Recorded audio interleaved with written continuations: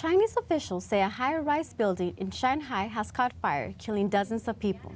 The building was an apartment complex for retired teachers and was being renovated. Building materials caught fire and the blaze spread throughout the 28-story building. The Chinese government says more than 80 fire trucks were called to battle the blaze, which took more than 6 hours to put out.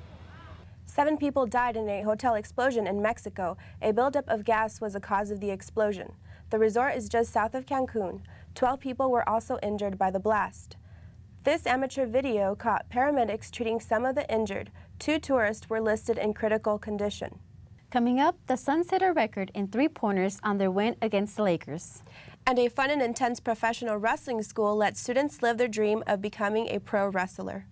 The Lame Duck Congress gets underway and Republicans have had their eye on health care. GOP leaders say they think a renewed battle over the issue is what many voters want. Lawmakers have until 2014 to stop all of the bill's policies from going into effect. Democrats say they aren't willing to amend anything major within the law. President Obama has said he doesn't believe voters want the two parties to renegotiate the bill. Earlier this year, GOP leaders pushed proposals through to repeal provisions of the bill. October auto sales in the U.S. were the strongest in 7 months. Officials say car sales rose nearly 1%. Retail gains elsewhere were lower at 0.4%. The rest of the economy rose 2%. Some economists say high unemployment is why the economy is still growing so slowly. Specialty stores, hardware stores, and gasoline stations also posted gains in October. Furniture stores and electronic stores posted losses. A professional wrestling school gives training to students who hope to become pro wrestlers. Joe Galley has more on the story.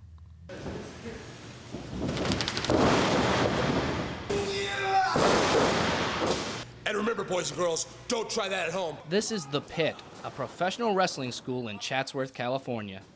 Here, students come to live their dream of becoming a pro wrestler. Owner of The Pit and head trainer Ryan Katz has been in pro wrestling for over a decade.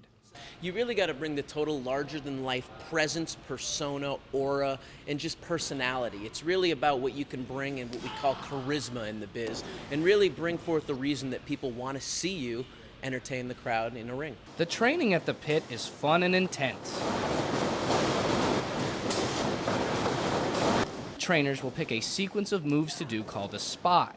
Here, the spot involves springing off the ropes. The wrestlers will practice the spot over and over again until they get it right.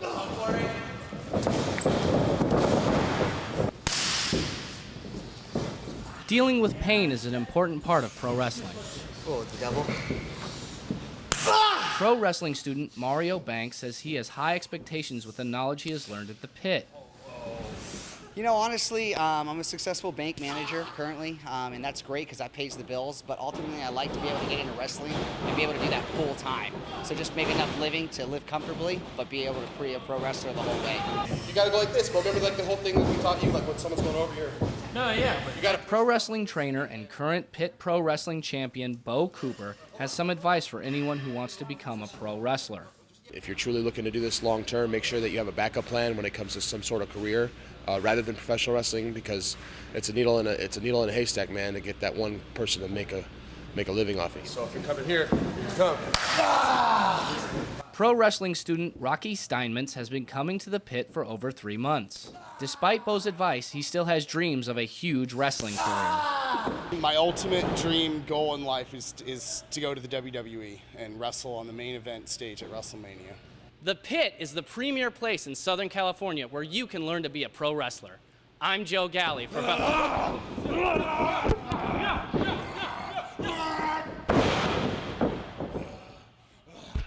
You were Joe Galley. I'm Brawlin' Bo Cooper, and this is Valley View News.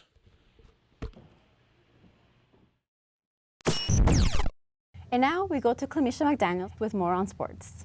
The Lakers weren't able to keep up with the sharpshooting Suns on home turf.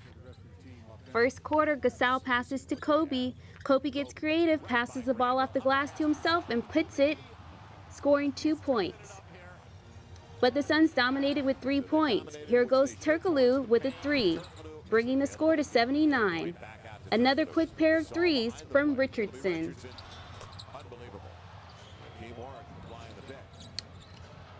Here goes Richardson one more time with another 3. Fourth quarter, Kobe finds Lamar, who brings the game within 2 points.